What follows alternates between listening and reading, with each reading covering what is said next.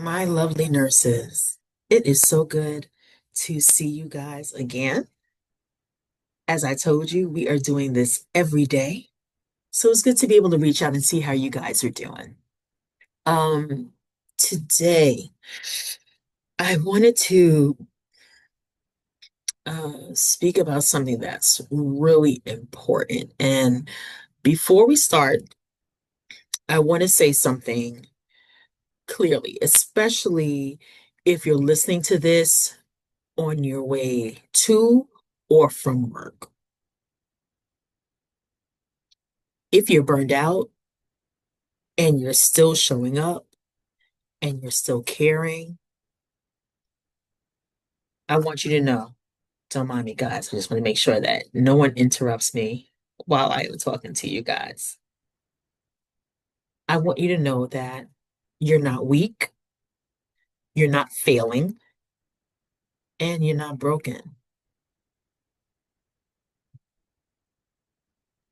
Today, we're going to talk about nurse guilt, the kind of guilt that lives quietly under the surface. It's the kind that no one trains us to recognize, but almost every nurse carries it. And this guilt itself is heavy. It's a heavy guilt. And it's one of the biggest reasons burnout doesn't go away even when we rest. And we spoke about that yesterday. So I want you to think about the last time you felt guilty. Was it for taking the day off? For not picking up an extra shift? For wanting a life that's outside of nursing? Maybe it was just guilt for not feeling the way you used to feel, like feeling guilty for being tired or for being irritable, for honestly, for not even loving nursing itself the way you used to love it. Most nurses don't say this out loud because guilt ends up feeling like a moral issue. But guilt in nursing, it's often learned. We learn to feel guilty. It's not something that's earned, not at all. So let's talk about where this guilt really comes from, because it didn't come out of nowhere. So the culture itself of nursing, and you can remember what this says. This is kind of what you've been taught and what you remember even from when you were in nursing school. Think about clinicals and what that looked like. There was just always this praise for self-sacrifice, this praise for going above and beyond, for, you know, not really listening to your body when limits were needed and when your body was telling you, I need to pause here. And there's always a reward for our overextending ourselves. We were really taught early on that being a good nurse meant putting ourselves last. And when you internalize that long enough, when you do finally need to rest, rest starts to feel wrong. It starts to feel like it's the wrong thing to do. Like you really shouldn't be resting. Have you ever noticed that sometimes, even on your days off, when you really should be taking it easy, you're always trying to find something to get into? It should never be to the place where rest feels wrong to us. And honestly, that's where a lot of nurses are. Present company included. I was there as well. So for many of us, nursing isn't just a job, it's who we are. So when you struggle, it feels personal. And you don't just feel burned out, you feel like you are the problem. Like, surely this can't be the profession itself. It has to be something with me. Why am I not able to get a handle on this? Why am I not able to put these ducks in a row and make sure that everything is flowing the way it should? What's going on with me that my time management and my other skills aren't in place where I don't have a better grip on this. So we can't negate the fact or overlook the fact that there are these things that we learned. They aren't inherent itself to who we are, even who we were before we were nurses. But we have to really identify what these types of nurse guilt are and what it is we need to do to be able to put that behind us. That isn't always named among us when we think of nursing and guilt. There shouldn't be guilt behind certain things in terms of our taking care of ourselves. So one type of guilt that nurses always struggle with is guilt for resting. And we just spoke about that. And rest doesn't feel neutral to nurses. It almost feels like you have to earn it or that it's undeserved. When you rest, you're like, well, I'm resting because I have to. No, you're resting because you should rest. Your body needs it. And we always have to find a way to justify why we're resting. Why should we have to justify the need to rest? Hmm? Why do we always have to feel like we need to apologize for that? Or when we are off, we're feeling anxious on our days off. Have you ever felt that anxiety when you're not at work? Goodness gracious. It's something that we do so often. And another, thinking about work while we're resting. So it's days we're off and we're thinking about the job. What's going on? What are we doing to ourselves? It's like we just can't turn it off. And rest, when you do finally rest, you shouldn't feel that rest. How do I put it?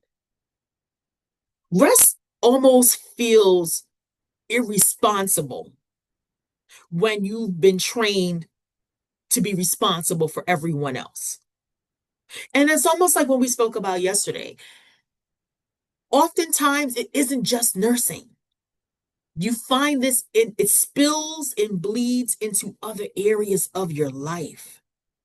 When you're responsible for so much, sometimes you feel like I'll rest when I get all of this done. But let's be quite honest. Does it ever get done? Does everything ever get done? Is there ever really a time when you can say you've had a list of however many things and you truly got through the entire list before you decided to rest? How realistic are we being with the way we push our bodies, push our minds, demand our emotions, and demand ourselves to have capacity for things that, in all honesty, we're probably already full to the brim. We're at capacity already, and we are demanding of ourselves to make more room. Tamp it down, make more room. There's more I need you to hold on to. There's more I need you to take up. Here's an additional responsibility that you need to be able to work through, to work out, to check off. And rest itself, we have to understand that as nurses, with the responsibilities we have, rest isn't a reward for exhaustion. It's a requirement. We are required to rest in order for us to be safe nurses.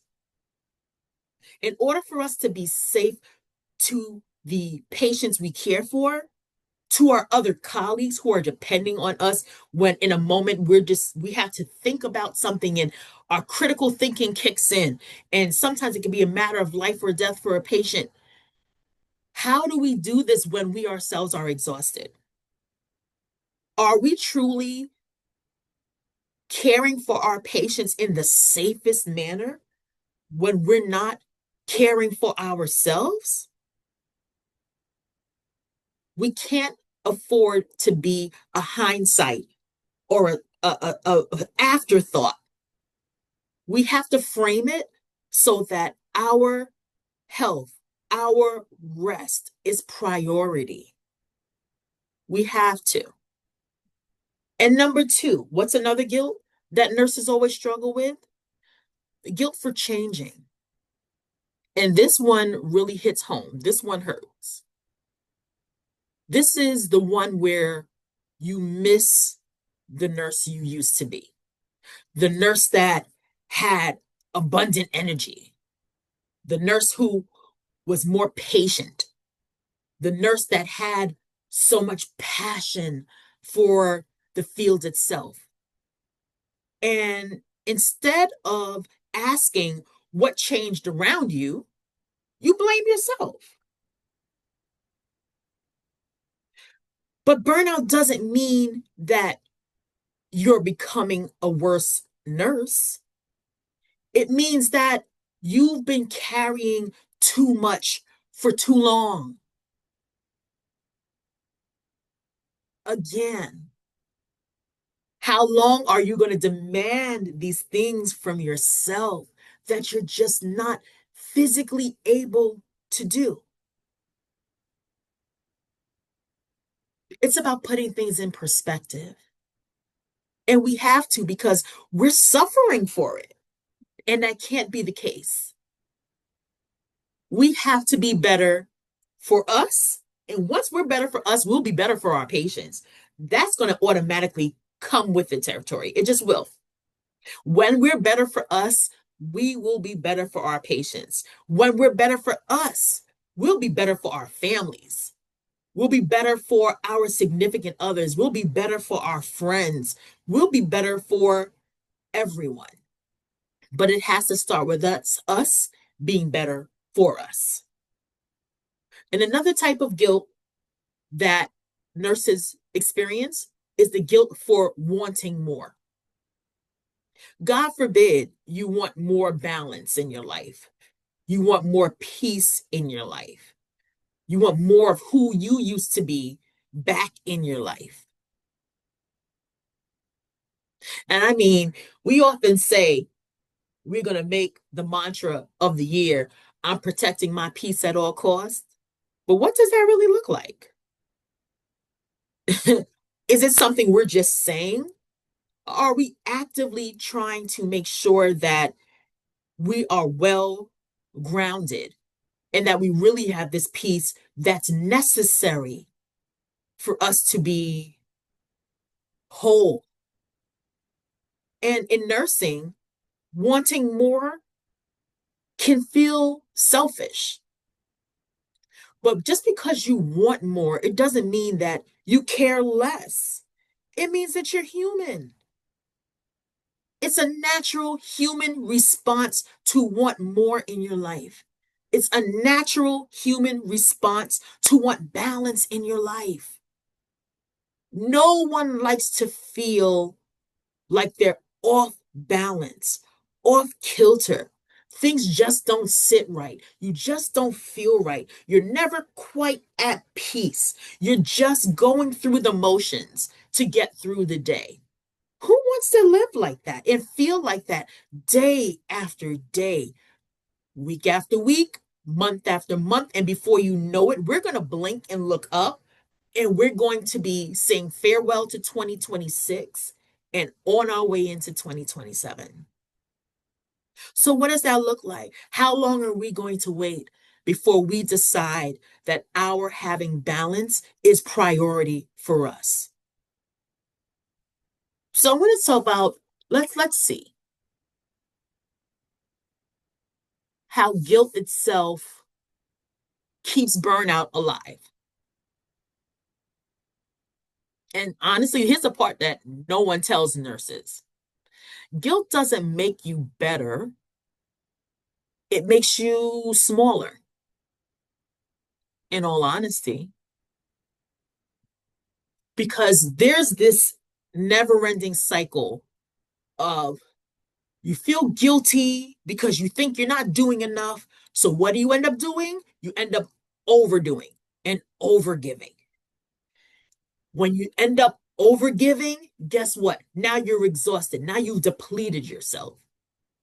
And once you've depleted yourself, now guess what? Now you feel even more guilty.